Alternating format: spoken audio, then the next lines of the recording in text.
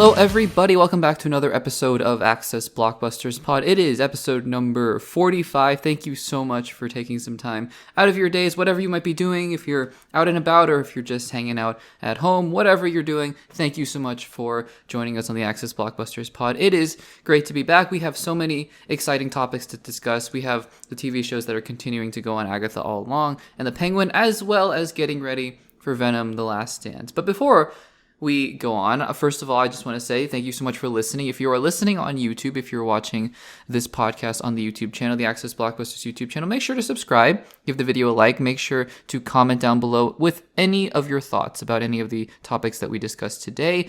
And if you're listening on Spotify, because we do have a Spotify feed for the Access Blockbusters Pod, make sure to go head over there if you prefer the audio-only format and check it out. It is... if you prefer just having it in the background or whatnot, then that's great. Just let me know and hit it up on Spotify, give it a rating, and it'd be much appreciated. Now, before we get into the topics proper, just want to say really quickly, and I don't usually do this, but I didn't necessarily think I should dedicate an entire segment to this because I frankly am not caught up and I don't know how many of you guys are interested. But for those of you who are listening, Shrinking Season 2 on Apple TV Plus is out. And guys, this is for free. This is not a segment. This isn't anything. This is just my free advice to you guys. If you are somebody who enjoys, heartwarming yet emotional, funny comedy, drama, it really is the definition of a dramedy. It is Ted Lasso. It's written by similar people, Brett Goldstein, who played Roy Kent in Ted Lasso. If you enjoy Ted Lasso at all, guys, please go check out Shrinking. Season 2 just dropped its first 2 episodes, and I've only seen episode 1. That's why I'm not doing a segment on it. And also, I just want to gauge if you guys are interested in me talking about Shrinking at all. But guys, please watch Shrinking. It is...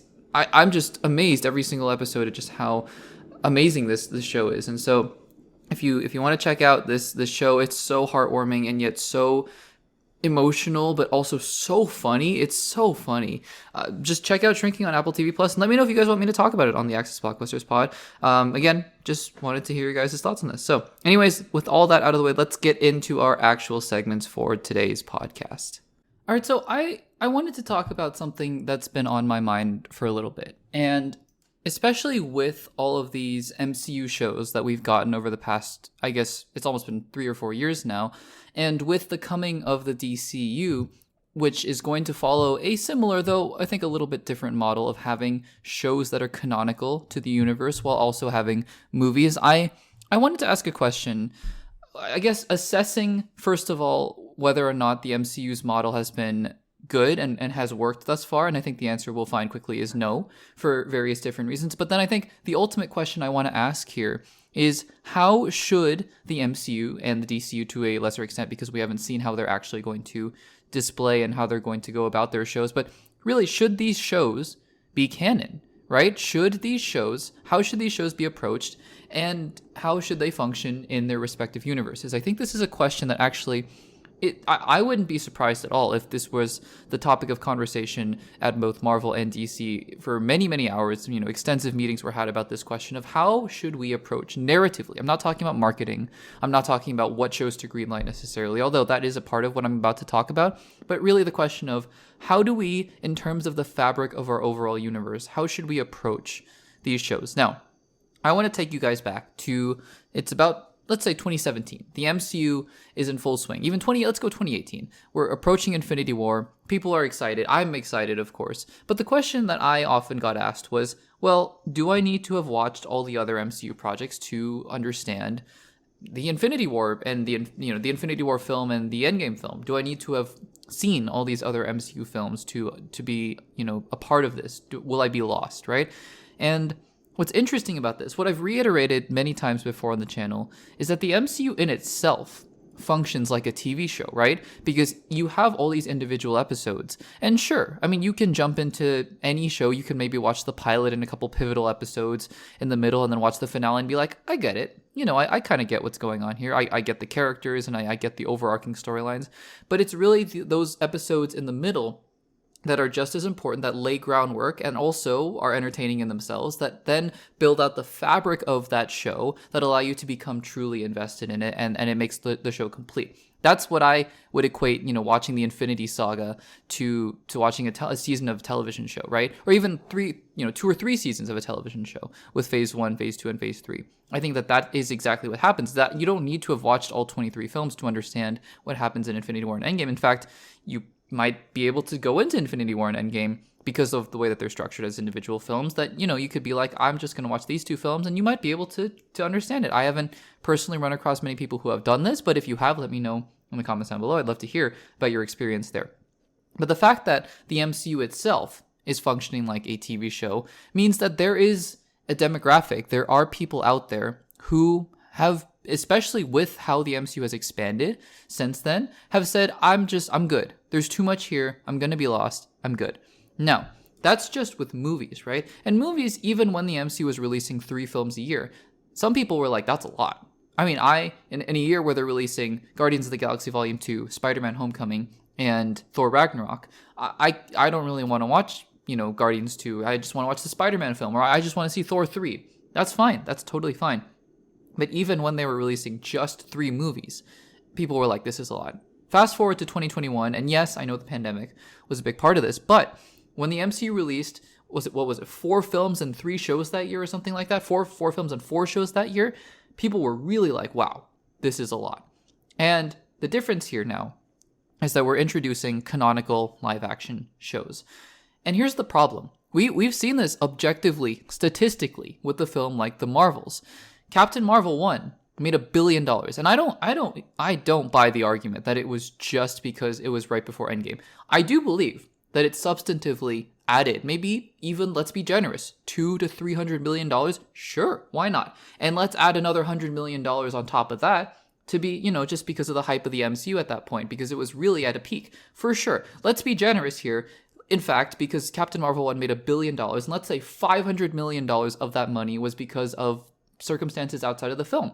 Okay, sure. I don't personally buy that, but I do think that it is definitely fair to say that a portion of that $1 billion was because of factors like the peak of the MCU and being right before Endgame and knowing that Captain Marvel was going to be in Endgame. For sure. Even if that were true, and let's just say the Marvels, right? So we're starting now at a baseline of $500 million. And let's say that, there's a factor like the pandemic. Okay, you cut down another $100 million and the Marvels wasn't as good. Let's cut down another $100 million. You're still at $100 million more. And this is all using just exaggerated numbers. But the number that I get to here, with all these mitigating factors, the Marvels should have cleared $300 million in its sleep. What accounts for the fact that the film only made $200 million? What is that remaining mark? And again, I'm just using hypothetical numbers. You might want to dispute my numbers and all that. That's fine. I'm just trying to illustrate a point here. What is that remaining portion? And I believe that it is the fact that you're introducing 2 characters that you had to have seen Disney Plus shows to understand where they came from. Now, I don't believe that this is as much the case with Monica Rambeau, because honestly, Monica Rambeau was a very, very much a side character in WandaVision. I don't even think people would have understood that she was in WandaVision, who hadn't really watched the show. I think they would have just been like, okay, another MCU character. In fact, they might have even been like, oh, this is, the daughter of that character in Captain Marvel. Fine. But Miss Marvel, I think it's a little harder to ignore. The fact that you're introducing her entire family to a new audience in this film, and that she is a character very specifically taken from a television show, right? I think that, look, I think it's becoming problematic even in terms of the canon itself. Secret Invasion has its problems on its own. I think most of us would agree with that to varying degrees. I myself am not one of these people who despise the show. I don't think it's particularly good, but I don't hate it either. But I think one of my big problems now with Secret Invasion is how it ties in to the Marvels, because allegedly Secret Invasion, and I don't even know if I buy this anymore, but apparently Secret Invasion takes place right before the Marvels. Well, that Nick Fury in Secret Invasion is an entirely different Nick Fury that we see in the Marvels. In fact, we don't even see his wife, who was such a big part of that Secret Invasion show. She went up with him into space, and we don't see her at all in the Marvels. So it's becoming a problem now, even when characters are crossing over into different properties, that they are just not the same character, right? All the things that these characters have been through in their own individual shows, it's just not the same. And the question becomes, how does Marvel handle this? Because it doesn't look like they're backing down from their TV shows. They are changing up the model a little bit. With they're focusing on characters like Agatha Harkness and Ironheart and Daredevil, right? But eventually, eventually I think you're going to want characters like Daredevil to appear in the movies, right? You can't just have him be in the television shows by themselves, especially characters like Daredevil, right? And you have a character like Ironheart who was in a movie and is coming into their show. Now, DC, I don't quite know how they're going to handle this. It seems like they are going to be very fluid in terms of, we want the same actor who's portraying this character in live action to be the one voicing them in the show. So it seems like they're going to be very kind of, it's going to be the same person, but in fluid mediums, right? But I think that also reiterates the fact that they want their shows to be part of canon as well. So here is what I propose. And bear with me, because I think that this is not an analogy that is immediately obvious, and maybe this is one that's a little head scratching, but I truly believe that this is the case. I actually think we do have one really good use case of how to develop, use the TV shows to build up characters, introduce new characters, right?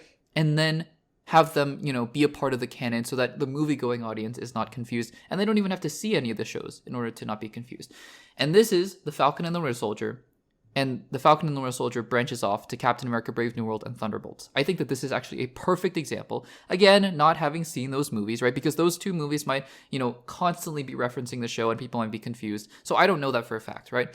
But I think, as of the recording of this episode, The Falcon and the Winter Soldier is a case study in how to make an MCU TV show. Here is how. And I'm not talking about quality or storylines at all, because, I've done a rewatch video of The Falcon and the Winter Soldier, and I have my problems with that show. It's messy. It's very messy. But here is what I believe worked really well for The Falcon and the Winter Soldier. If you told an average-going movie fan who had just seen the Infinity Saga films and was like, I don't have Disney Plus, I can't afford Disney Plus, totally fair, by the way, and I can't watch these shows, totally fine. If you tell them that this show just didn't exist, there was nothing that happened between Avengers Endgame and Captain America Brave New World, I think, based on the trailers, it makes sense, right? You have, at the end of Avengers Endgame, Sam Wilson taking up the mantle of Captain America. Now, what The Falcon and the Winter Soldier does is it complicates that narrative, because then he decides, I'm not worthy of this shield, and he goes through a journey of self-discovery until he becomes Captain America. But if you hadn't seen The Falcon and the Winter Soldier, you probably, I'm guessing, could go into Captain America Brave New World and make that assumption, that very easy leap, and be like, oh yeah, right after he got the shield, he was just Captain America. Now, you might be asking, but what about characters like Isaiah Bradley, who is apparently going to have a pretty big role in Captain America Brave New World? What about Joaquin Torres, who's going to be the new Falcon? Honestly, I don't think that's a big deal, because look at Captain America the Winter Soldier. They just introduced Falcon. It didn't matter. He didn't need an entire backstory show to be like, this is Sam Wilson, this is who he is, and then now you're going to see him in Captain America the Winter Soldier. He just showed up. I don't think audiences need to be handheld to the point that you're like, hey, I don't get that there's a new Falcon. Can you explain everything about this character to me? And honestly, I just don't think audiences need that. I think it's totally fine. They're going to be able to buy into the fact that, oh, okay, Sam is Captain America, new Falcon, and this guy Isaiah Bradley has this backstory. As long as they explain it well in the film, I think it's totally fine. Similarly with Thunderbolts, you have characters like Bucky, who I think that based on the trailer, it doesn't look like they're really going to be connecting Falcon and the Winter Soldier to Thunderbolts in terms of Bucky's storyline, and I think that that's fine. Honestly, I think that's fine, because in the Falcon and the Winter Soldier, what Bucky got was some semblance of closure. Doesn't necessarily mean that he can't revert to the Winter Soldier form, he can, but I think that what the Falcon and the Winter Soldier allowed for was some semblance of closure for Bucky as a character. And in terms of John Walker, I think it's a little more tricky, for sure, but I think that John Walker as a character could also just be easily explained that in the time between Captain America Brave New World and Avengers Endgame, the government attempted to basically replace Captain America, and it didn't work, and this is the guy. I think it's a little more complicated, and I think that this is a scenario in which, sure, that watching the TV show would definitely help, but my point is that I think that the way you do this, right, the way that you approach this, is that you have characters who, first of all, I just think introducing entirely brand new leading characters in TV shows is perhaps not a good idea. If you're gonna have Agatha Harkness, why not introduce her in a film, right? I think that this is the one case where Ironheart is actually probably a smart idea, because honestly, the amount of people who have Disney Plus, it's just not as big as you might think. And I just think that it's not worth it to alienate a part of your audience by going, who is Moon Knight? Who is She-Hulk? Who is Agatha? Who are these people? I think you have to introduce these big, I'm not talking side characters, I'm saying big new characters in the movies, and then they can branch off into their own TV shows. And I think that following the format of the Falcon and the Winter Soldier, where you can go from movie to movie, and things can happen to that character in between in their own TV show, but it just has to make enough sense to go from movie to movie that movie-going audiences are going to be like, yeah, I buy that. I don't know if this is the approach that they're going to be taking, because it looks like we're going to get a whole lot of shows that are going to introduce new characters. I don't personally like the idea that is being floated around here that Marvel is going to completely cut off the TV and movie universes to a certain extent, because they're going to want to kind of silo the TV shows into their own separate world, like Agatha, Agatha All Along, or Ironheart is just going to be, side adventures, right? And these characters are really not going to affect the main MCU continuity. I just don't think that makes sense, because the things that are happening in Agatha All Along, for example, are pretty consequential, right? Not to spoil anything, but they're pretty consequential. Similarly, like I started out this segment, Daredevil is an important character. And yes, sure, he's appeared as Matt Murdock in Spider-Man No Way Home, but people who don't know Daredevil, they didn't know that. And so then just to have Daredevil Born Again happen, and then have Daredevil just show up in Avengers Doomsday and be like, I'm here, guys, people are going to be lost. And so I think personally that in the future, this is how the MCU should approach making their TV shows. And I'm curious to see if the DCU will take this approach as well. But I ask you guys, what do you think about this idea? Let me know in the comments down below. What do you think the best way for these studios is to make these TV shows? Like, how do you think they should best approach making their canonical TV shows to tie into the movie so that movie-going audiences who don't watch the shows aren't confused? Let me know in the comments down below. So here's something else that I have been thinking about for a little bit now. And this is something that's always on my mind as I talk about movies and as I talk about television shows. But I wanted to articulate this for the first time in a segment. And so hopefully you'll be able to indulge me here. It's a little bit of a different kind of clip here, but I wanted to fully articulate what I mean when I say that it is totally your opinion to like or dislike a movie. So, for example, and this has been on my mind recently because of Rings of Power, because I think that there have been, again, very respectful conversations in the comments, and I've really enjoyed hearing people who disagree with me and who have very differing opinions about the Rings of Power. But there have been other comments that have been just degrading and insulting, and that's totally fine if it's, towards me. I would prefer not to have that happen, but I can just delete the comments. Honestly, it's not a big deal. But, where I draw the line is when it's really degrading other people for having opinions about, a certain piece of art, because that's not the kind of community that I want to foster here.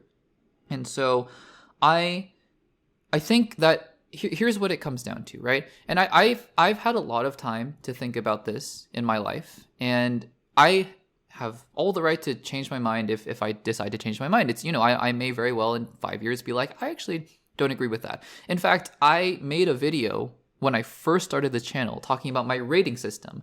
And I had a rating system of 1 through 10 and A, B, C, D, E, F, and A, B, C, D, F, excuse me. And that was kind of like, hey, this is my rating system, and, I'm excited about it. And fast forward 4 years, and it's like, no, I think that was kind of silly. I don't think having a rating system is that helpful, honestly. That's just me personally.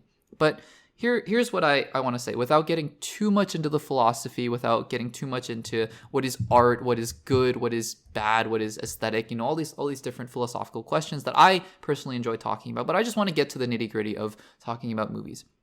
It comes down to a very simple principle for me. We all approach movies from a 1 in 8 billion, that's about how many people are alive on this earth, 1 in 8 billion, in fact, not even 1 in 8 billion, 1 in however many people have ever existed on this earth. We come at it from a uniquely single perspective of us. And we all share a lot of experiences, right? For example, a lot of us in America, share the experience of growing up and going to elementary school and then middle school, and then high school, then college, and maybe not even college, going to work and voting eventually. And, we share experiences in life. There are experiences that many of us have of having parents, having siblings, but then there are also shared experiences of watching, parents go through a divorce, or losing parents, losing loved ones. These are also all shared experiences, but they are not shared in the sense that it is exactly the same person to person. They're shared in a much broader sense that we understand each other, but no one person just as an example, whose parents went through a divorce, it's not going to be the exact same person to person. It just isn't. It's not, even amongst siblings, because even though those two siblings went through the same experience, they are two unique people, right? And so I think that that has to really color and really shade how we look at art, because art is a reflection in most cases. In fact, I think in almost all cases of the world and of people in a different way, or of society. But it's a reflection of something in this world that is maybe true. Even the most ridiculous films, the most ridiculous comedies are still pointing at something small. You know, it doesn't have to be a political satire for it to be able to say something about society. They're pointing at something that's there, that is true. But the difference between each person is how that resonates with them, right? So I don't know why I'm going on with this divorce analogy. If it's particularly hard for you to listen, I don't blame you to skip ahead. But it's just an example that I think is pertinent in this sense. So a film like Marriage Story, for example, will hit particularly differently for people who have seen their parents go through a divorce, and I think, for people who haven't, for many different reasons. Other films, for example, like Inside Out, which is one of my favorite films, will hit people differently depending on the level of grief or tragedy, I think, that they have experienced. I think musicals will hit different people in different ways based on their love of music. If you just don't connect with music in that same way, that's totally fine. It's who you are, right? And so I think that that's why different movies hit different people in different ways, even if the movie is still the movie. Now, I want to be clear. This is not me disregarding discussion and just saying, oh, it's just your opinion, doesn't matter. I don't think that that's true either. I think that discussion and having these discussions about why we disagree about different things actually gets to the root of this, what we're talking about here, of why we are different, how we are different, and then how we approach these films differently. I think that's why film discussion, film criticism is super important. When I listen to a movie review or I watch a movie review, I try to think, especially if it's a reviewer that I know and I've listened to a lot of the reviews, I try to think, where is this person coming from? And that, I'm not just immediately going to discredit it. And the second that a reviewer says negative things about a film that I like, I'm not immediately going to go, oh, I'm just going to click off this video. I want to listen to them and hear where they're coming from to understand, okay, got it. So this person is thinking about this in this way. And I think that is understandable. I don't agree with it, but it's understandable.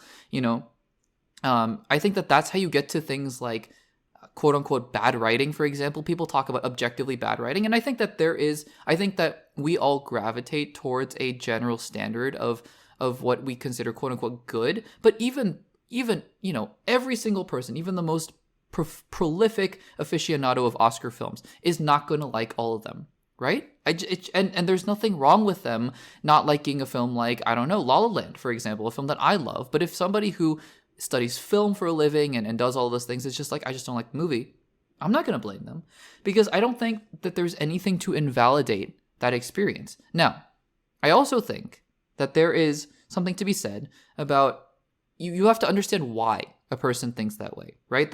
Again, that's why I think it's super important to have these discussions about film and to talk about why you feel that way. That's why I love hearing about why you think certain things in the comments down below, as I'm articulating why I believe what I believe, while also not trying to enforce my own opinions on anybody here. That is never the goal of anything I do on the Access Blockbusters YouTube channel. That's why I'm making this segment, because I just want to make clear where I'm coming from. I think every opinion is the way that you're feeling, right, about a certain film cannot be invalidated. It just can't be invalidated. If you walk out of a movie and you're angry, I can't invalidate that, because that's just how you feel.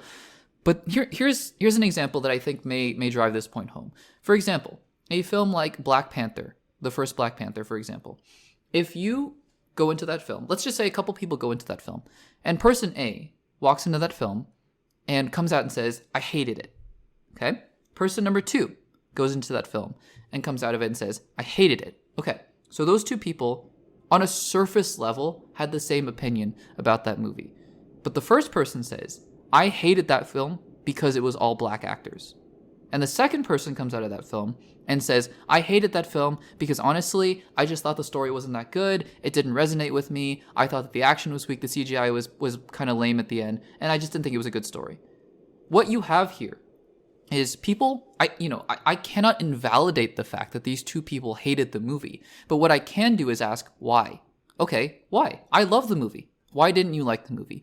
And the first person's answer is, I think, incredibly revealing about who they are, or at least what they, where they're coming from as a person, right? And I think the second person's opinion is also, it reveals something about who they are as well, but it's in obviously a much less negative and less heinous way, right? Because obviously if you're coming out of Black Panther and you say, I hated that film because the people were black, then I think there are some very deep-rooted issues that need to be sorted out there. I'll just put it that way. But I think that if you come out of a film like Black Panther and you're like, I didn't think the story connected with me, that's a gateway into conversation, right? That's like, okay, why? What in the film do you think didn't quite hit with you, and why? And I think that, just like a film like Black Panther Wakanda Forever on this theme, a person who has just recently lost a loved one may come out of that film and say, I loved it because it helped me heal. Whereas a person who is much younger, perhaps like in their teens, and they come out of the film saying, I just thought it was boring. Those two experiences are no less valid from one another, but understanding why and understanding where they come from is actually, I think, the beauty of film criticism and film discussion, honestly. So I just wanted to come on here. I've been thinking about this for a long time, and I still need to think about this more. This is not gospel. This is not my, be-all, end-all. I think I very well may change my mind in a couple years. I may look back on this segment and go, this is awful. I might even take it down. I don't know. But I want to, have this video on the channel, have this clip on the channel, just to preface everything that I say. When I say that I liked, the Rings of Power episode 7, because that's just where I'm coming from. I'm a Tolkien fan in this sense, and I'm also a movie fan and a TV fan in this sense. Those two things came together with my unique personality and sensibilities, and I like this. And to have people say, you're just wrong, I don't think that that's productive, is what I will say. I don't think that that's productive. I don't think that that's engaging. I think it's more interesting to have a discussion about why we feel certain ways about people and their opinions, and then go on and enjoy the art that we enjoy, So again, this is a little bit more of a serious conversation, I suppose, but I wanted to have it just because I think it's important. I think it's important that we talk about these things, and just as somebody who has been making videos and podcasts about movies and TV for over 4 years now, I think it's important to reevaluate where I am right now and why I really believe in the fact that we should all feel free to talk about our opinions. And obviously there are boundaries. I've always said there is no place for hate on this channel, hate towards other people especially. You can hate a movie. That's totally fine. I mean, you just have to, explain why in a way that is clearly not hateful towards any individual person based on who they are, their identity, their beliefs, anything like that. That's just, there's no place for that on this YouTube channel. And I just wanted to make that clear and talk about what I think in that regard. So let me know in the comments down below. Does that all resonate with you, or perhaps you even disagree with this? And that's totally fine. I'd love to have a productive, respectful, and happy, joyful conversation about it in the comments down below. All right, guys, so it's a big Venom week. We're going to be doing a full expectation/prediction segment later on in the podcast for Venom, I almost said Venom, Let There Be Carnage, Venom The Last Dance, excuse me. But in this segment, I wanted to talk about something before we get to that piqued my interest, because it might have some implications for not just the Sony universe, not just Venom The Last Dance, but Spider-Man 4, potentially? Let's talk about this. So the director of Venom The Last Dance, I believe her name is Kelly Marcel, who was one of the writers for the first two Venom films, the first one being directed by Ruben Fleischer, and then the second one being directed by Andy Serkis, who is rumored to be playing Knull, the symbiote god. And Kelly Marcel was doing interviews. She's been doing press for Venom: The Last Dance, and had something very interesting to say when she was asked about Knull. And this is what she had to say. So this is a direct quote, and we're going to talk about it on the other side, because I think there's some interesting things in here. I'm not going to say exciting necessarily, because I have some thoughts. Interesting is what I will say, intriguing. But let's talk about this. So the quote is, and I'm just going to read it out here. Quote, "We were always aware of Knull, but knew that we needed to lay the foundation of the Venom character and his relationship with Eddie before introducing him. This is just the beginning of Knull. We're in spoiler territory now, and we hope some of the fun of watching this movie is not knowing what will happen, but trust me, we know full well how important Knull is to the fans. So just as we laid the foundation for Venom, we hope we are doing the same for Knull. The King in Black is way too powerful for, quote, one and done, end quote. Okay, so I could spend the next 30 minutes trying to unpack this and figure out what's going on here. I think, we're only going to spend a few minutes talking about this quote, but there's a lot in here to think about, and there's a lot in here to wonder about. So here's the thing. Let's start at the beginning. We always were aware of Knull, but knew that we needed to lay the foundation of the Venom character and his relationship with Eddie before introducing him. Totally fine, totally understandable, because Knull, for those of you who don't know, Knull, spelled Knull, is the symbiote god. Basically, Venom is not the only symbiote. I'm sure that the first 2 Venom films have made that pretty clear, with Venom, Toxin, Riot, Carnage. There are many symbiotes, not just in the movies, but in the comic books as well. So Venom is not the only symbiote, but these symbiotes, right, they come from a different planet. They come from an alien world, and this alien world is ruled by an entity, a god named Knull, Knull, Knull. And by the way, in the comic books, Knull, for those of you who watched Thor: Love and Thunder, Knull was the owner of that sword Christian Bale was using. Christian Bale playing Gore the God Butcher. That's called All Black the Necro Sword, I believe, or something like that. Although there didn't seem to be too much connection between Gore the God Butcher and Knull in Thor: Love and Thunder. But anyways, so Knull is the god of these symbiotes here. And so that's the interesting thing, right? Just to lay the foundation, but that this is such a massive character. And I think that it's totally fair that these people who are writing the first Venom films were like, hey, we just want to establish Venom first. It's sort of interesting that we're doing a Venom film without Spider-Man. Let's just do that first before we move on. Totally fine. I'm tracking here for sure. The next part of the quote here. We're in spoiler territory now. Okay, pause. Kelly Marcel did not have to say this, right? Because I think it's totally fine just to say, yeah, there might be a future for Knull here and move on. But just by prefacing the next part of this quote here by saying we're in spoiler territory now, it seems to legitimately indicate that there is something to hide here. So, if she had just said something like the first part of the quote, right? Well, we had to lay the foundation for Knull, just like we laid the foundation for Eddie and Venom, and then cut this part out and just said something like, so, Knull is a pretty big villain, the King in Black, I'm sure there's a future for him, and just left it there. I wouldn't even be talking about this, honestly. But I'm talking about it now because of the way that this quote was phrased and the way that this quote was presented. And again, who knows? This could just be her trying to make the film seem more impressive than it actually is. Of course, that's happened before. But just to be clear, I'm talking about this because it seems like this is being framed in a much more interesting way than just a normal PR quote. So we're in spoiler territory now, says the quote. And I'm continuing the quote, and we hope that some of the fun of watching this movie is not knowing what will happen. Okay. Interesting. But trust me, we know full well how important Knull is to the fans. So just as we laid a foundation for Venom, we hope we are doing the same for Knull. The King in Black is way too powerful for one and done. Okay, so I just want to, first of all, I want to reference my podcast episode I did last week where I talked about some crazy MCU rumors, and I was mistaken. Again, I'm not a huge comic book aficionado, and so when there were rumors going around, I talked about them, that Spider-Man 4 would be called King in Black, which I thought was a good title. I thought it was referring to the Venom symbiote, which I don't know, technically, sure. But if Knull is actually known as the King in Black, then I guess that's what that title was referring to, because there were also rumors that Knull would be the main villain of Spider-Man 4. So that's where the connection between the MCU and this Sony Spider-Man universe is coming in, because if Spider-Man 4 is indeed called the King in Black, then yeah, that would indicate that Knull is going to be in the movie. Now, here's the thing. I said this last week, I just don't see this happening, right? I get that if you want to do a multiversal movie and whatever, like I personally wouldn't do it. Excuse me, I personally wouldn't do it. I would leave Spider-Man for now on the street levels before Battleworld and not Battleworld. Well, yeah, Battleworld, but in Doomsday and Secret Wars, it's, do whatever you want with him, but then he can come back in to the multiversal stuff later on. If they don't do that, that's totally fine. They might have a great story, a great reason for it, whatever. That's totally fine. But here's the thing. I mean, you don't have to have Knull in there, because I question, right, what's the motivation for Kevin Feige, for Marvel, to bring in a Sony character as the main villain of Spider-Man 4? Because the thing is, right, they're moving ahead quickly on production of Spider-Man 4. It's not just going to happen in the next 3 years. It's going to happen soon, if reports are to be believed. The script is being written or has been written, and if they're moving ahead with Knull, they're moving ahead with Knull, right? but it's risky. It just seems way too risky for a character like Spider-Man to be contingent upon the Sony universe that has not had a big hit, let's be honest, since the first Venom, which, by the way, is their only big hit. Morbius, flop.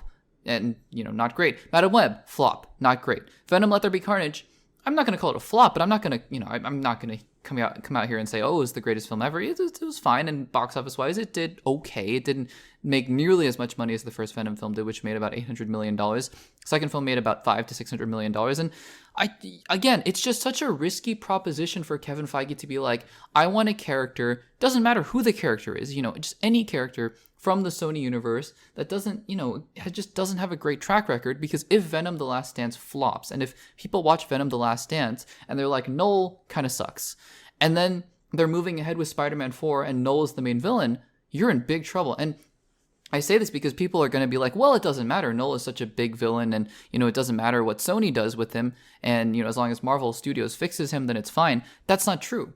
You can have any character, no matter how beloved they are in the comic books and how much the fans love them, if their image is ruined and stained, it doesn't matter who they are. Doctor Doom, again, previously, is one of the greatest comic book villains, ever, and he has never been done well in the movies. And as a result, I think a lot of fans are looking at this going, how are they going to do this, especially with Robert Downey Jr., of course, but, just how are you going to make a good Doctor Doom when all the other ones have sucked, all the other ones have failed? And I'm not saying this, normatively.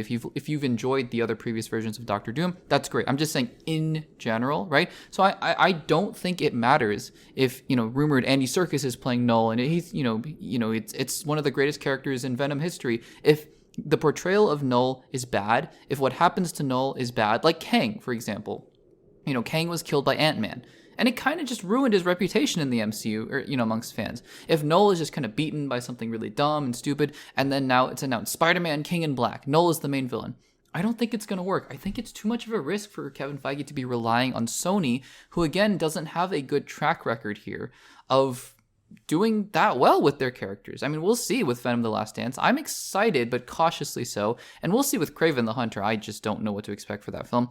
But I don't think it's a risk that Kevin Feige would have wanted to take. Now, that's a big tangent, because that's not what the quote is saying here, right? Kelly Marcel is saying, oh, who knows? He might appear in the MCU, because let's read the quote again, right? But trust me, we know full well how important Knull is to the fans, so just as we laid a foundation for Venom, we hope we are doing the same for Knull. The King in Black is way too powerful for one and done. Okay, here's what I think is much more likely, and I could be wrong. Knull could be entering the MCU literally in the next episode of Agatha all along. I don't know. But here's what I think. I think it is much more likely that Knull, the symbiote god, symbiote god, whatever, will be appearing in another Sony Spider-Man movie, not the MCU. And I think that it's fine. Maybe eventually Tom Holland comes over to the Sony universe. I've been saying that he will for years, and he never did. And that's fine, because I love him in the MCU. But I think it's much more likely that the symbiote god will show up in another Sony movie. Whether or not that has anything to do with the other symbiotes, or whether or not it's just, Kraven 2, King in Black. I don't know. Morbius 2, King in Black. Sinister 6, King in Black. I don't know. Maybe. But I just think that I find it so hard to believe, and I could be wrong. Like, maybe Kevin Feige saw Venom The Last Dance and saw Andy Serkis's, I'm just assuming, by the way, I don't know it's him, performance as Nolan, was like, that is the most brilliant thing I've ever seen. It just doesn't feel like a risk worth taking, though, if you're Kevin Feige, and you have so many other villains you could do, and you have full access to the writers. You are the final say and the final authority on the script of Spider-Man 4. You have total control over it. Scorpion, I don't know, New Goblin, Hobgoblin, Rhino, it doesn't matter. You have so many villains, interesting villains. Chameleon, you have so many interesting villains to play with here.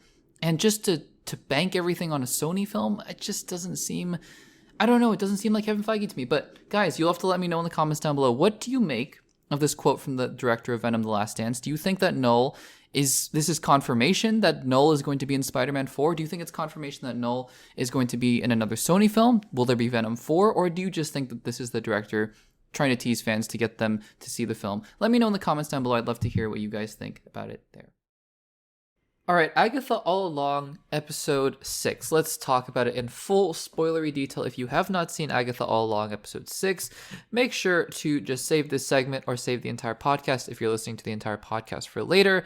And you can always skip around to different segments. There are always time codes in the description of the actual podcast in the description below. So make sure to skip around, watch later, save this video for later. And otherwise, let's dive into Agatha All Along episode 6, a spoiler discussion. So just to recap, as I always do with my thoughts about the previous episodes, I've been a little bit on the fence with this show. It hasn't been a total disaster or anything like that, but it certainly hasn't been, anything that I'm going to write home about. So I would equate this to something in between my experience with Moon Knight and with maybe She-Hulk, for example.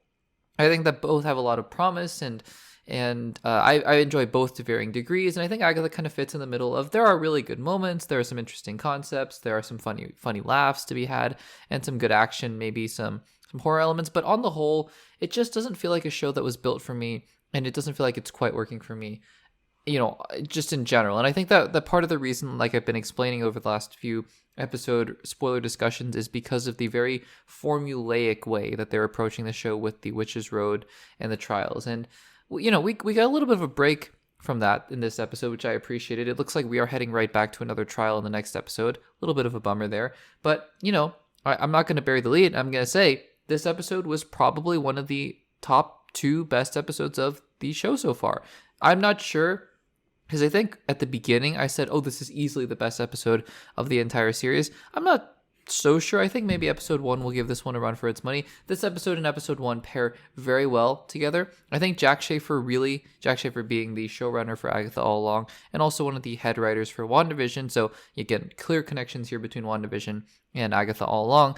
But, I think that there are some very clear parallels here going on between episode 4 of WandaVision. Remember that one, where everything was unveiled and we understood what was going on in the Hex, and started to learn about the sitcoms, and we met Darcy and Jimmy and Sword, Agent Hayward. So, that episode really recontextualized everything that was going on before it. And this episode, I think this episode 6 and episode 1 pair very nicely together in that way as well. I think that is a really good part of the show, and I think that this episode is good. I really enjoyed it, and I'm just a little bit nervous that we're going to head back to the more formula-based writing and formula-based stories of the past 3 episodes. But let's talk about this episode 6. So we ended last episode with the reveal, obviously, that Joe Locke is playing Teen, and it is pretty much apparent. In fact, in the promo for episode 6, they were all basically revealing this is Billy Maximoff. So here we go. We are heading into a little bit of a larger episode, because I always like to do this, especially with these Marvel Disney Plus shows, where for Penguin, every single episode is an hour long. That it's reliable. Marvel just likes to make random episode lengths, and they're usually pretty short.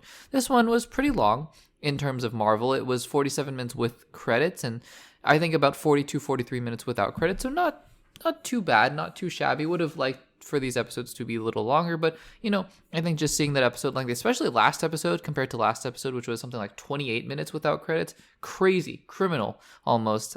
This was a lot better in that regard. So we start out here, and we are at, I think, a bar mitzvah for Teen, and Teen happens to be a person named William Kaplan, Billy Kaplan, who, for those of you who don't know the comic book origins of Wiccan, who is Billy Maximoff, basically Billy Maximoff, it's a character named Billy Kaplan, who essentially turns out to be a fragment of the soul of one of Wanda's kids, aka Billy, and so they're kind of loosely adapting this here. I have a lot of questions, as you'll see, especially towards the end of the episode. I have a lot of questions for how and when and why and what's going on here, but we'll save those for later. For now, we're watching the beginning of the episode, and it's very clear, okay, this is a different character. This guy's name is William Kaplan, and this isn't Billy, but we know that he does become Billy later, so we're just trying to figure out what's going on. I thought it was interesting that, the soul of Billy Maximoff entered another person named Billy. I don't know if that was intentional, if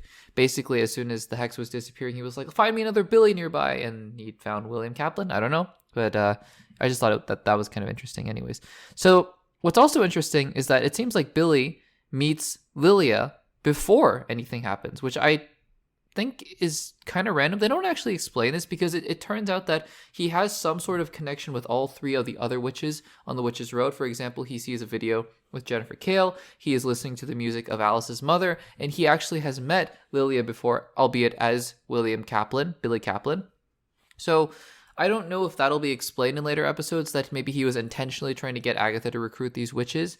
and there was something going on there. But I think I find that interesting that he had somehow met these witches beforehand, because maybe that'll play into later episodes, or maybe it's just a massive coincidence that all this was happening with the same people that he had met before, or had some vague connection with before, I suppose. So, I think that the Lilia scene was interesting, and I also think it's interesting that Lilia was the one who put the sigil on him, and then she, I guess by witch rules, if you put the sigil on a person, you're also liable to forget. And I don't know, maybe she sent something, bad omens with this kid or something. I don't, because she's able to see into the future, I guess, into the past, and so maybe she saw that this kid was going to be Billy Maximoff, and then she was like, yeah, I don't want to know anything about it. I want to forget about it. And she went on her way. I don't know. Maybe that's what's going on here. So then we get more of the backstory of what's going on. So it turns out that this bar mitzvah is happening on the same day as the Westview hex going down. And so this is, I'm sure all the sword agents are there, and it's the final confrontation between Agatha Harkness and Wanda Maximoff, and Vision obviously is there. And so that's the backdrop that's happening on, going on there. And then we have the car crash that basically kills William Kaplan, and then Billy Maximoff's soul enters this body. And, at this point, I'm saying to myself, this is easily, I think, the best episode of the show thus far. I'm just waiting to see where this goes, but so far it feels a little more grounded. It feels more interesting, while still dealing with the ramifications of WandaVision, which I love. Again, as somebody who adores WandaVision, I always love revisiting that show, and even hearing the early sitcom episodes on the radio as they're driving away was also something that was really fun for me as well to hear. So I really enjoyed that. But yeah, what a really tragic, sad turn of events for the Kaplan family, as thankfully the parents are not injured, but then they basically lose their son because this new boy has what they think is amnesia, but instead, it's basically a new spirit of a made-up person. We'll talk about that in a little bit. I'm still a little bit confused. But then we get the scene where Joe Locke returns to their home. And I actually think that here, Joe Locke is doing some of the best acting that he's done in the series thus far. Because in the series thus far, in fairness, now that we know in hindsight, it's a little more understandable what he was doing, kind of faking being all excited and whatever, and then he's kind of letting out a more sinister side at the end of this episode and at the end of the last episode. But here, it's basically Billy Maximoff playing, being confused. He doesn't know where he is. He's in this body that he doesn't recognize. He's in this house that he doesn't recognize, and he does a really good job. Joe Locke does a really good job of portraying all of those confused emotions. The other interesting thing, because I guess I remember in WandaVision that, sure, Billy Maximoff could kind of read minds, but in the way that, when Vision was in trouble, he could just hear Vision's voice vaguely if he concentrated on it. Sure, that's fine. But I also think that it's not set up super well that he can just randomly read minds, and I would have, I don't know. For me, at least, it felt a little bit out of left field, because it took me a second to be like, was this something that the kid could do in WandaVision? I guess so, but not in this way where he's literally able to hear everyone's thoughts, which, I don't know. I don't know how I feel about it, honestly. I feel like it wasn't executed super well or super interestingly, just because it kind of came out of left field for me. But we'll see. We'll see where this goes. And so then we're doing, we're recontextualizing earlier parts of the show. His fanboyness, I guess, in the earlier parts was more of a facade. And then we get to meet his boyfriend, who is Eddie. And so I've already read some things about Eddie, and, is because apparently in the comic books, and again, I'm not super well versed in the comic books, but Wiccan is in a relationship with Hulkling, who is Teddy, I guess. So is Eddie Teddy? Is this guy Hulkling? Because apparently Hulkling is part part Kree and part Skrull or something like that. So I don't know. Honestly, I have no idea who this character is. He could be Hulkling. It could be, I don't know. But it's, we get to meet Wiccan's boyfriend. And I guess there's that. If I keep referring to him as Wiccan, I keep interchanging names now. Teen, William Kaplan, Billy Maximoff, Wiccan. Wiccan is basically the superhero name for Billy Maximoff in the comic books. And I'm sure he's going to get that moniker at some point in this show. So, yeah, they are talking about all the things that are going on here.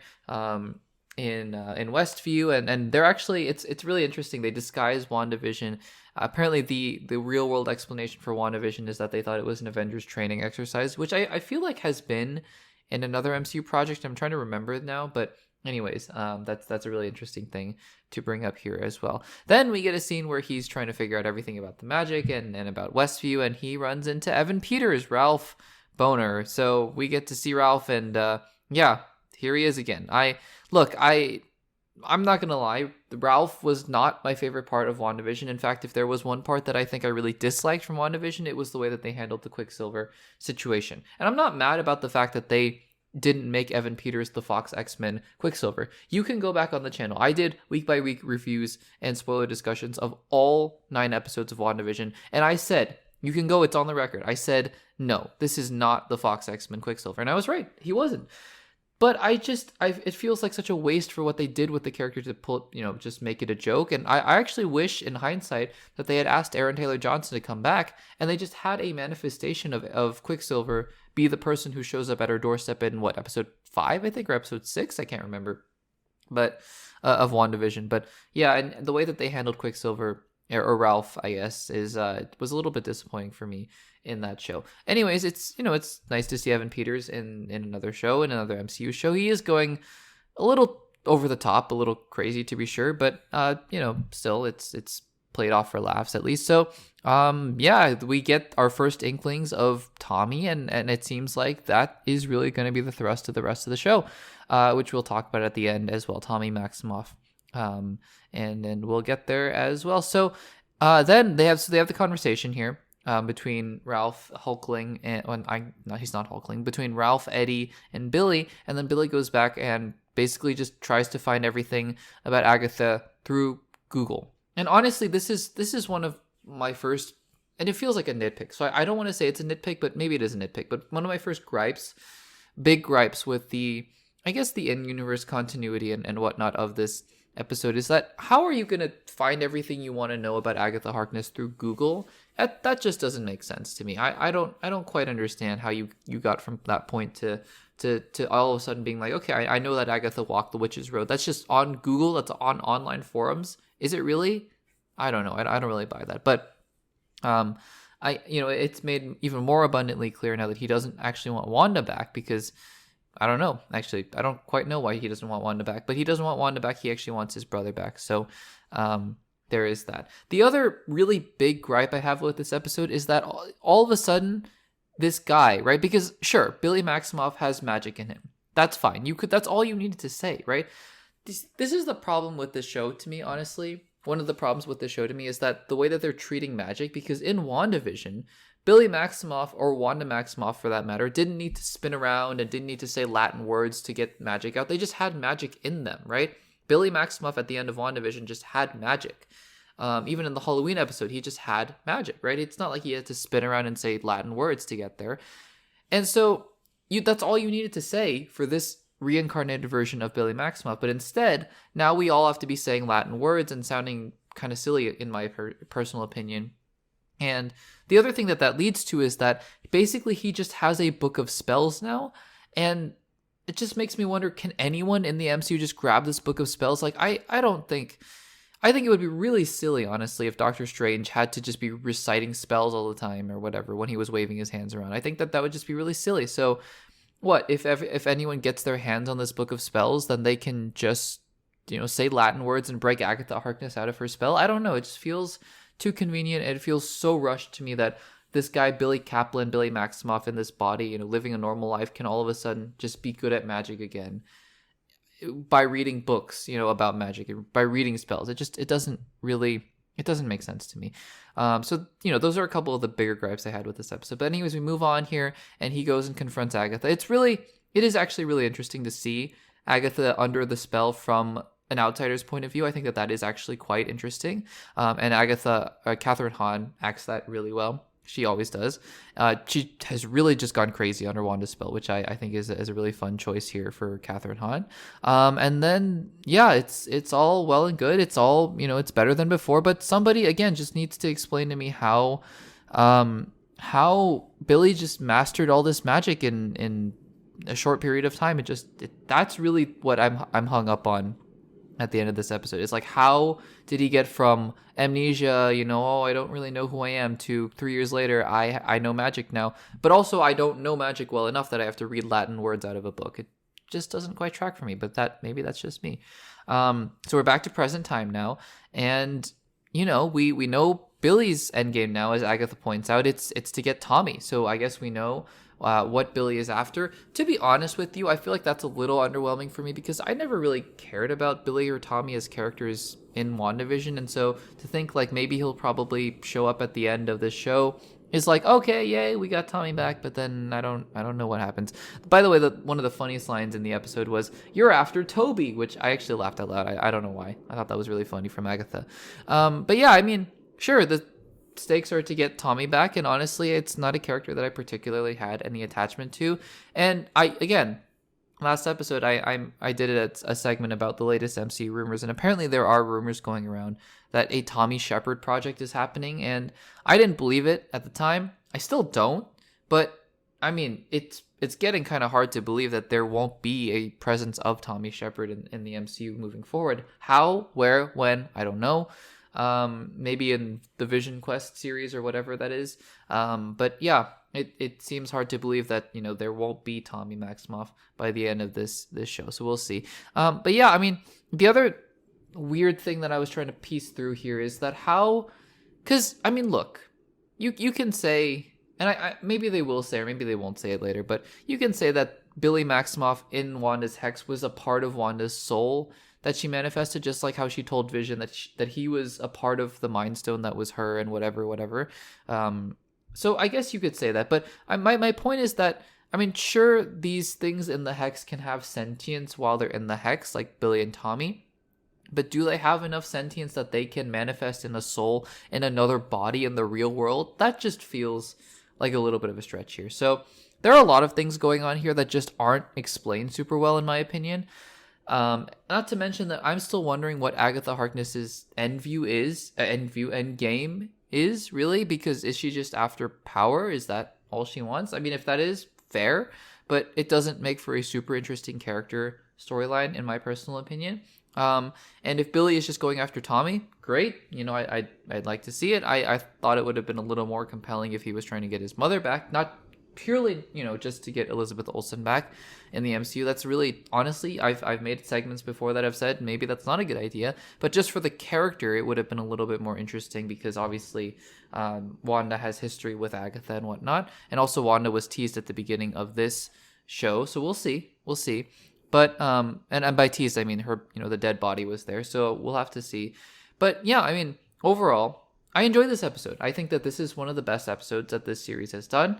Not saying a whole lot because I haven't really loved any episodes. I've liked a few, but I think that this is, up there with the episodes that have been released thus far. I'm just a little bit, I suppose I'm underwhelmed a little bit by all the twists and turns that are going on here because I think that the execution is pretty good. In fact, the backstory towards the beginning is really interesting, but I'm just hoping that now that we know the roadmap going forward, and granted, it's better that we know now than if we know, knowing right before the finale, which is usually what happens with these MCU Disney Plus shows. But I'm just a little concerned here that, okay, we have this roadmap and it feels a little bit anticlimactic, I guess, that, okay, we're walking the witch's road and he wants his brother, a character that we really haven't had any reason or time to be attached to, so far in the MCU, and we'll just have to see. But guys, let me know in the comments down below, what did you think of Agatha All Along episode 6? I personally liked it. I think that it's a step in the right direction, although I'm worried that this show is going to kind of just head back into the formula territory, but we'll have to see about that. Let me know in the comments down below what you thought about Agatha episode 6. All right, let's talk Penguin episode 4. I was shaking after that episode. I just can't believe it. I've said it many times. It's only been 4 episodes, but I last episode I said this might be one of the best television episodes ever, and this episode 4, I just can't believe what they're able to do with this show. It's so incredible and unbelievable, and I can't wait to talk about it with you guys here on the Access Blockbusters pod. So this is going to be a full spoiler discussion for the Penguin episode 4 as we get ready for episode 5 coming up very soon. Let me know in the comments what you think about it. If you haven't seen episode 4 yet, then make sure to save this to watch later. I know that because of the release schedule, these spoiler discussions don't come out until right before the next episode, but hopefully it'll be a nice little primer before we get ready for the next episode, just to catch you guys up, as I like to do a little bit of a play-by-play on the episode as a whole. So hopefully it'll remind you guys of what happened, and then some of the things that, really got you excited and got me excited as we head into the next episode. Just the way that the timing works out. I wish I could release it right after the episodes come out, but unfortunately that's just not the case. So, yeah, let's buckle in, because spoiler discussion for episode 4 of The Penguin. Now, episode 4 of The Penguin is amazing. It's just incredible. It's absolutely incredible. And, I was listening to the John Campea Show podcast that I listen to once in a while, and he was answering a question from somebody about the distinction between favorite and best.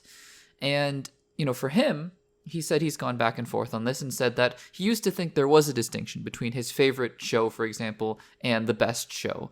And nowadays he says he thinks there really is no distinction. He says, what separates favorite and best? Well, why isn't your favorite show the best show to you? And that's true. I think that's fair. I happen to think a little differently at this point in time, that, while I'm not afraid to say that my favorite shows are my favorite shows, I don't really care that you don't think that the writing is super top, because I think we all approach different shows and different art forms from different perspectives, right?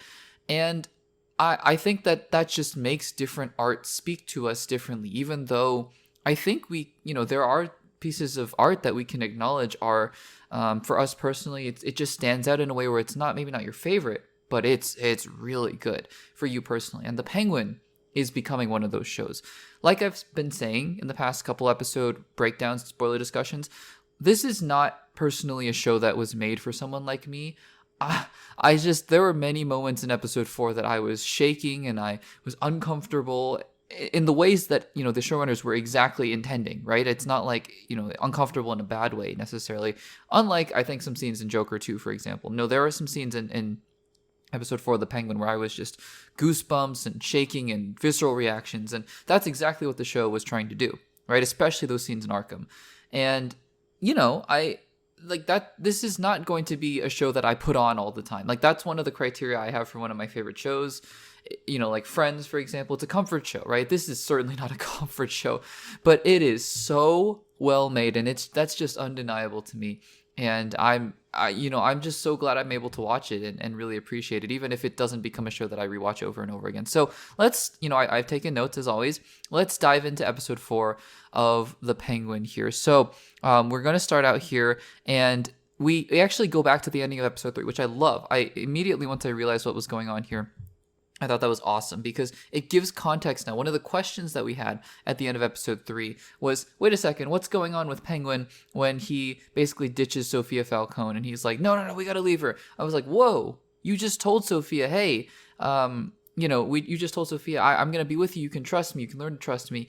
And all of a sudden, then we cut to Vic, slamming the car into that SUV. And Penguin's like, no, we got to go. And so I was like, hey, what's going on? And we get those little behind the scenes details filled in for us here because, well, the Maronis are confronting Oz, and he's essentially turning his back on Sophia. So it's also adding more layers to the dimensionality of Oz as he is showing his duplicitous side. He's, and really showing how he's trying to play this game. And again, I've been saying this for basically the whole season. How much is he, going to get away with this? I don't know. It's crazy. It's so crazy. And he really wasn't in this episode at all, except for those scenes at the beginning and then some flashback scenes. But, he'll be back, obviously. It's his show. And he's in such trouble, especially with the place that Sophia is at the end of the episode. She has full control of the Falcone Empire, I suppose.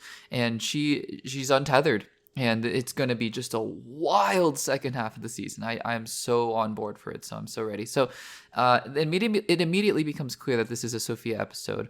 And, I think that it's such a rich idea to then, at this point, once we've gotten to know these characters now interacting with one another, Oz and Sophia, now we get to see their backstory, especially once we've gotten hints that the fact that Oz betrayed Sophia in a certain way, and now he's betrayed her even more, which is crazy. So we get some backstory here And a huge credit to Kristen Milioti. I think that this episode cements. I think she should get serious Emmy consideration. If she doesn't get Emmy consideration, then there were other actresses. I don't actually remember how many actresses and actors get nominated for each category for the Emmys, but I mean that means that there were 3-4 other actresses that just topped her, or were equal to her. Just incredible.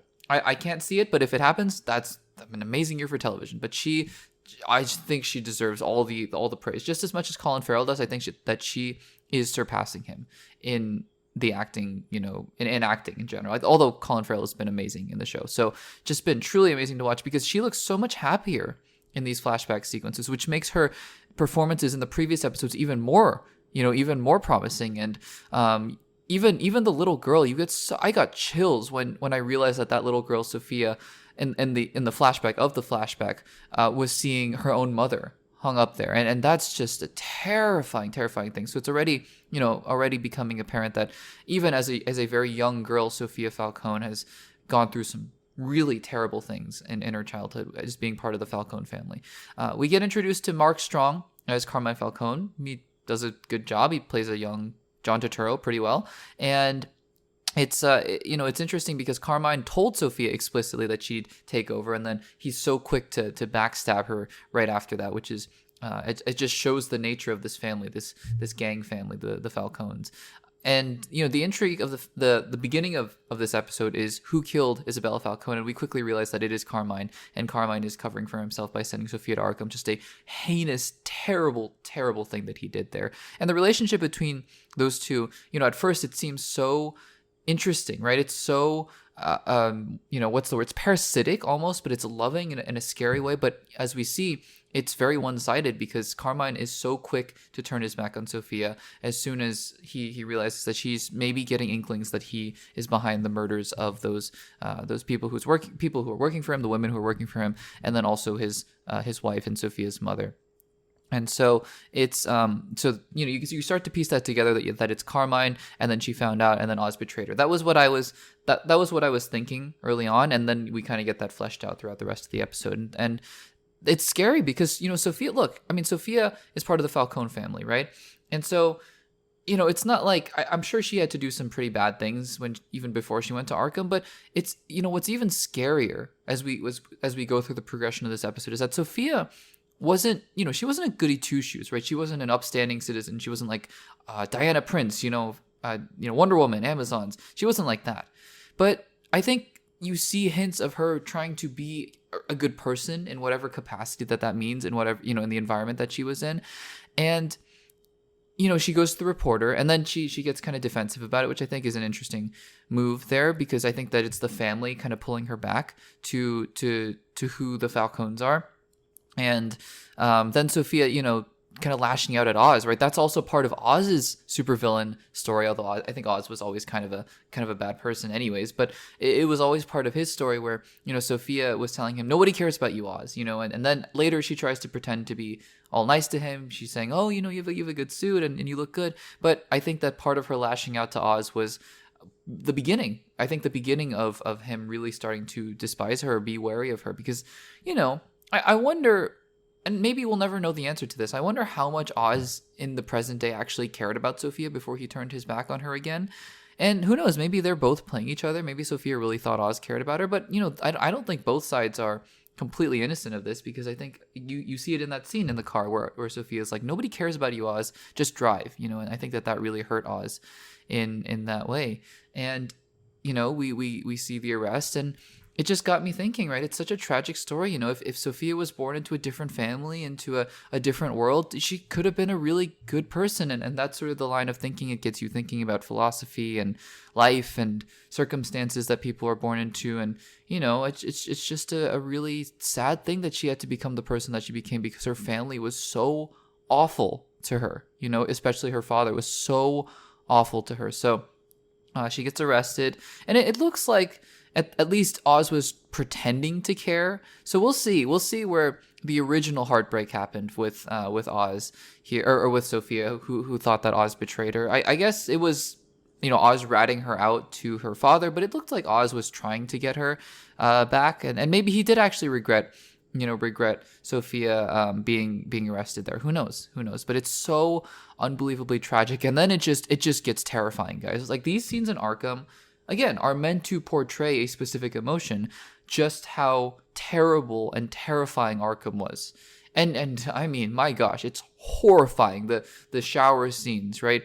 Her being examined by the doctor, and the electroshock therapy, and and then Magpie trying to talk to her through the walls, which is crazy. It was so creepy. It's so scary. And then they ratcheted it up even more when that other inmate is basically beats her in the cafeteria. Just terrifying. But it's like you see Sophia and she's doing terrible. I mean, she kills a bunch of people at the end of this episode. She's not a good person at the end of this episode, but you see the downfall of this character, and you just can't help but feel. I don't know. It's hard to feel.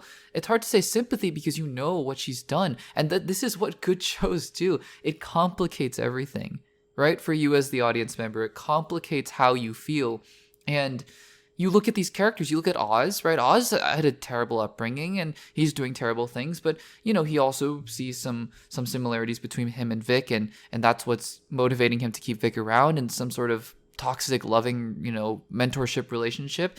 And Sophia had just gone through so much, and it's almost like, I'm going to say this, and maybe it sounds weird because obviously maybe I'm just making a false comparison between two DC properties, but it's almost like this show is doing Joker, but better, like, I mean, not the first Joker necessarily, maybe the second Joker more so, but just talking about what a prison, can do to a person, and all the terrible things that they have to go through. I don't know. Maybe I'll have to think about that a little bit longer. But anyways, another DC comparison I was thinking about, by the way, because, one can't help but wonder. I mean, you're in Arkham, right? And, it's clear that these are all the female prisoners. And so I was thinking, is there going to be a Harley cameo? I didn't think so. I don't think Matt Reeves is going to touch Harley Quinn for a little while. I mean, he has a Joker in his universe with Barry Keoghan, so who knows? Maybe Harley was in there somewhere. But anyways, that also got me thinking, as I was thinking about a potential Harley cameo, that this is almost like, those in the original, the first Suicide Squad, how there were those weirdly edited flashback scenes where Jared Leto's Joker is torturing Harley, and it kind of got played off as this weird stylistic thing. If you go rewatch those scenes, and when I do my rewatch of Suicide Squad eventually, hopefully in the near future, as I'm did Man of Steel, and then I'm gonna get to Batman v Superman. But it is interesting to see those scenes again and just kind of be like, these are tragic, horrific things that just kind of played off as a montage, and it's almost like this was Harley Quinn, but better, like this was what the effect of that was supposed to be. And then also we see the deterioration of the walls of her prison cell turning into her bedroom, which is also just terrifying. I mean, that's such good visual imagery, right? And then she snaps, and it's the juxtaposition, right? It's the juxtaposition of her screaming, "I told you I'm innocent," while she kills somebody. I'm at a loss for words, at how good that writing was, because she doesn't have to say, "I'm innocent and I'm gonna kill this woman for what you did to me." She just says, "I told you I'm innocent." She screams it, and she just kills somebody, and it's awful, and it's crazy, and it's horrific. And so that ends the flashback portion of this episode, and I thought the whole episode was just going to be a flashback, and I would have been totally fine with that, honestly. Some episodes it kind of comes off as clunky, like, why do we need a whole flashback episodes? But other shows, it works, right? I think The Last of Us had a whole flashback episode towards the end with Ellie. Is that Bella Ramsey's character? I'm totally forgetting now. And the other girl.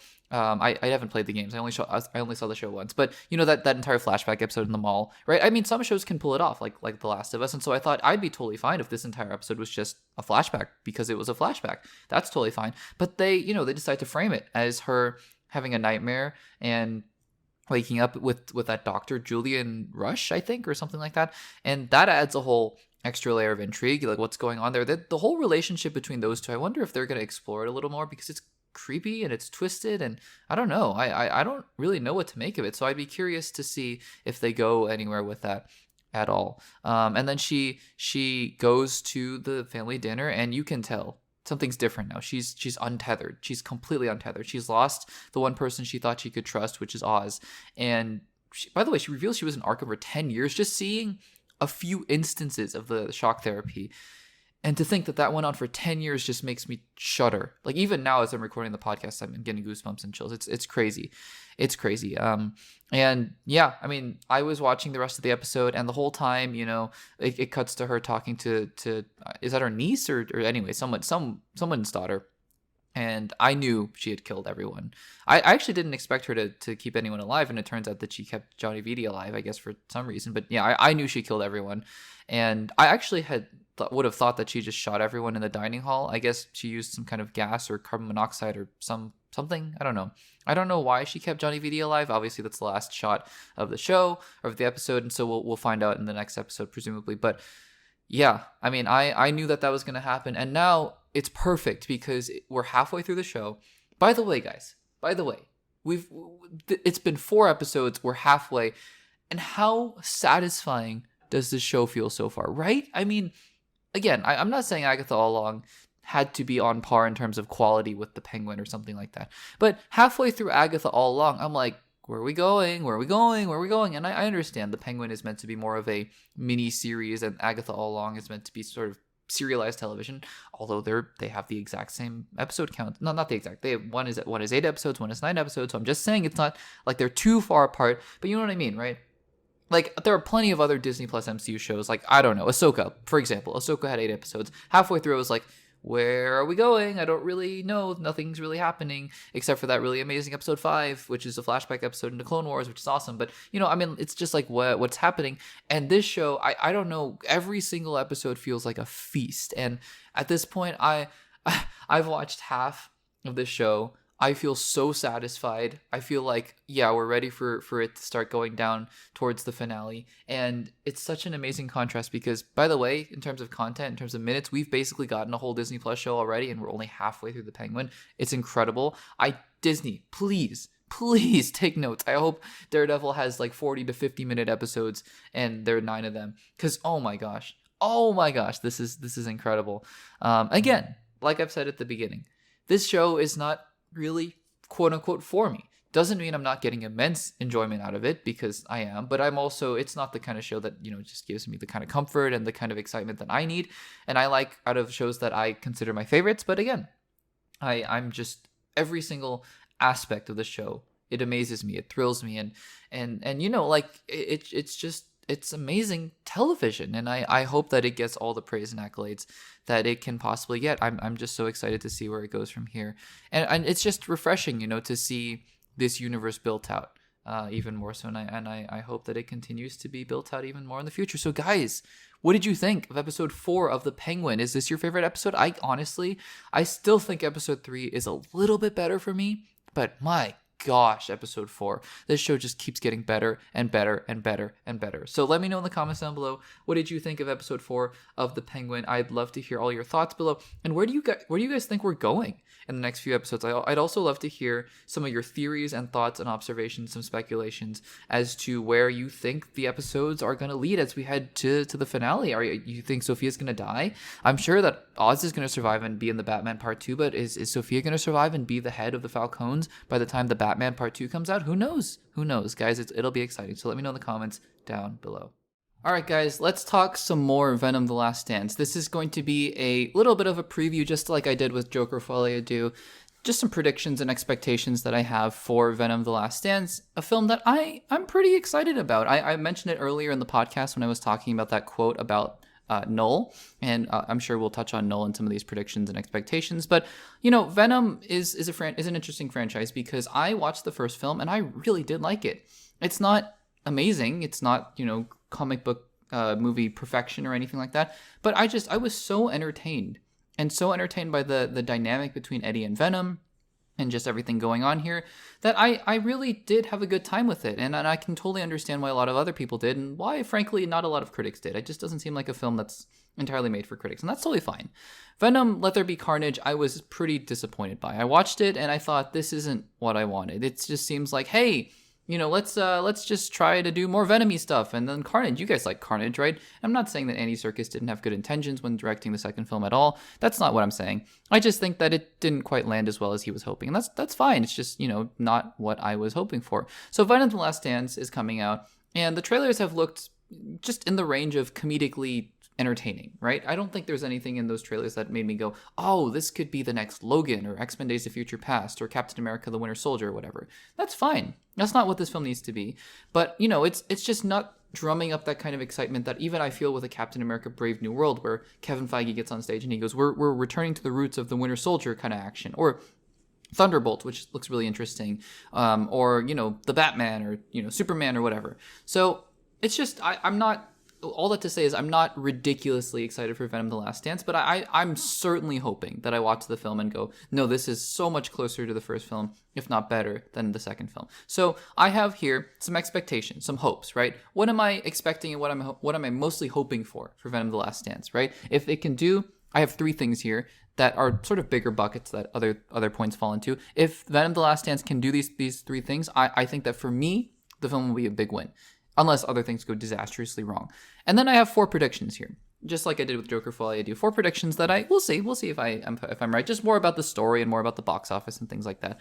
But yeah, here we go. My 3 expectations and hopes, mostly hopes, for Venom: The Last Dance. Number 1, let's not go too silly and let's not go off the rails. Like, have a consistent story, have something, a thematic undertone. Really, in other words, let's skew more towards Venom 1 and not Venom 2. And you might be asking yourself, Access Blockbusters, Venom 1 was ridiculously silly. And it was silly. Like, there were just some really funny scenes where, in Venom's apartment, or Eddie's apartment, where Venom is first learning to kind of coexist with Eddie. And they're throwing food around, and it is funny, right? In that way, for sure, 100%. I just think that Venom 1 had more of a story to tell, especially with Annie and played by Michelle Williams, right? I think Venom 1 just had more of a story to tell. Venom 2 is just kind of ridiculous and sometimes in a good way, but more in the sense of there are just things that they were like, hey, look, it's Carnage. You like Carnage, right? You like symbiotes, right? You like Carnage versus Venom, right? Sure, totally fine. There just wasn't that much of an interesting story to tell. So really, what I'm saying here with this first expectation is let's just have a story to tell. And the silliness, the goofiness, the quote-unquote off-the-railsness, that's totally fine. I don't mind that at all. I just hope that it's counterbalanced by a really strong story. And I'm not asking for the next, best screenplay or anything like that, but just a story that we can latch onto and enjoy for ourselves. So that's the first hope that I have for Venom: The Last Dance. Number 2, and I don't have a lot of faith in this one, honestly, but here's what I'm hoping for. Let's not have way too many symbiotes. So I understand that just watching the trailer for Venom: The Last Dance, this probably won't happen. There are going to be tons of symbiotes. There's going to be spider symbiote-looking creatures, like alien, xenomorph-looking symbiotes, and Toxin's going to be in the film.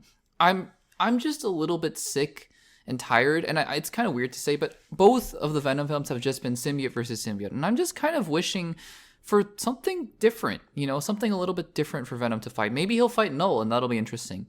I certainly hope so, but I think even if there are going to be a lot of symbiotes, let's not just make the whole crux of the film once again Venom versus another symbiote. I just think I'm a little tired of it, and I hope that the film can focus on other things. You can have an army of symbiotes chasing him. Even that I'm like a little iffy on, but still, let's put the focus on Venom, maybe facing a different enemy, a different foe. I think that would be really interesting. And the third hope and expectation that I have for the film, let the story really be about Eddie and Venom at its core.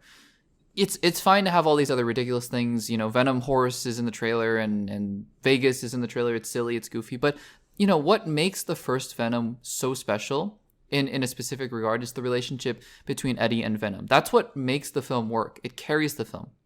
And I'm hoping that this third Venom film can truly carry it towards that same direction, where it's a film about this kind of weird bromance. It's like this very strange relationship that these two characters have that I think will really endeared us to the characters in the first film. And I think that as long as you make this film about those two characters, and I do mean two characters, I do think that they're two distinct characters, then I think you're going to be fine. I think that no matter what, at the very least, you'll have an entertaining film because they know how to write the dynamic between those two characters really, really well. So those are my 3 hopes and expectations for Venom: The Last Dance. Now, I have 4 predictions, like I said, and the fun thing about doing this as a podcast is that you can go back and watch this podcast and you can totally tell me I'm wrong. And I'm usually very, very wrong.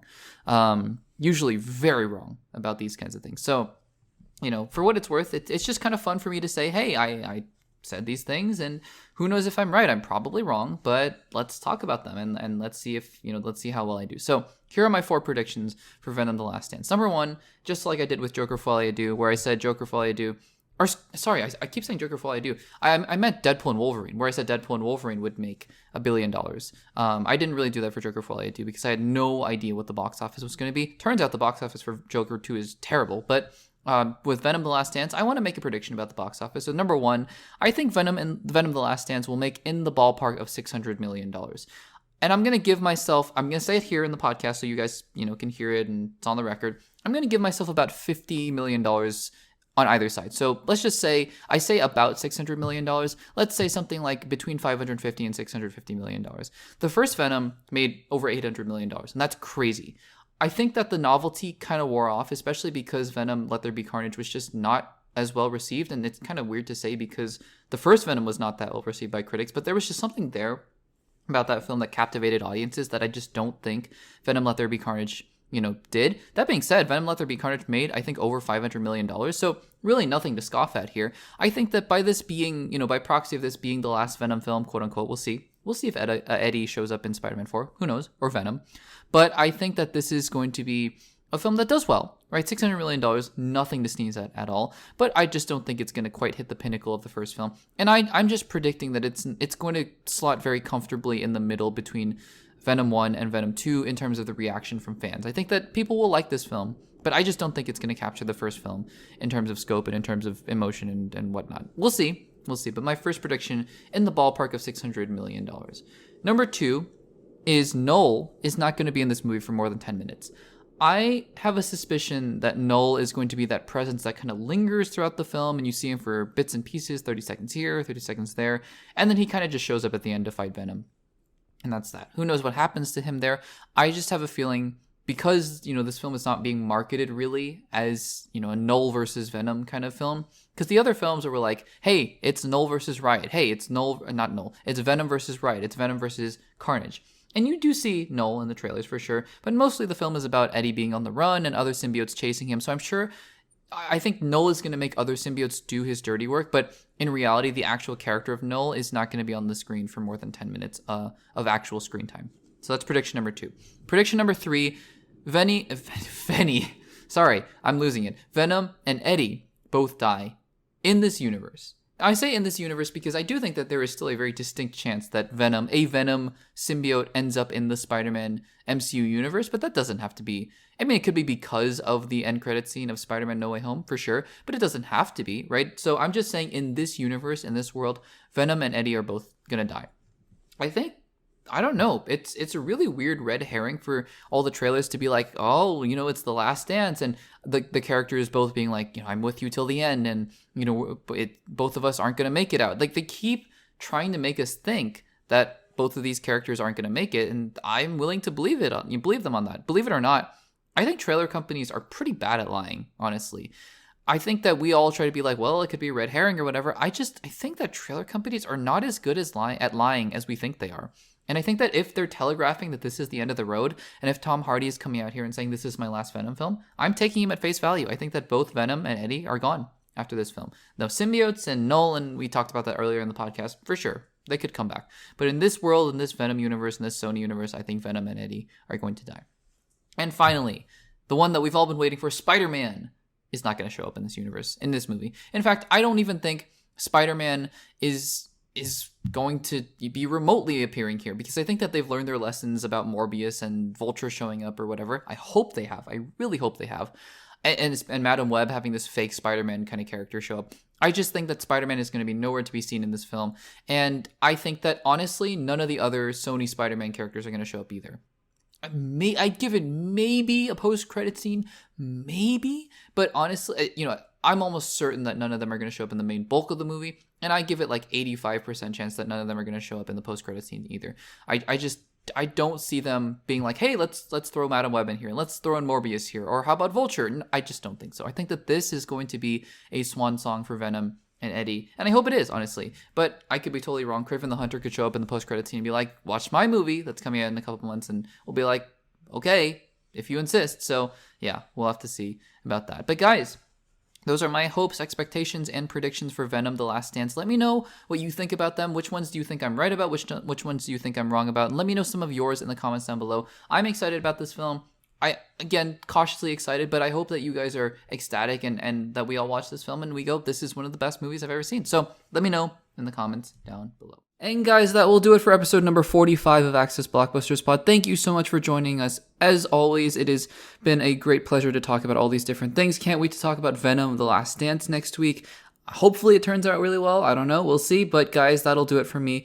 Make sure to like and subscribe on the YouTube channel if you're listening there, or if you're on Spotify, give the podcast a rating and let me know what you'd like me to talk about in future weeks. I'd love to hear your guys' feedback in the comments down below. That'll do it for me. Thank you guys so much for listening, and I will see you guys in the next one.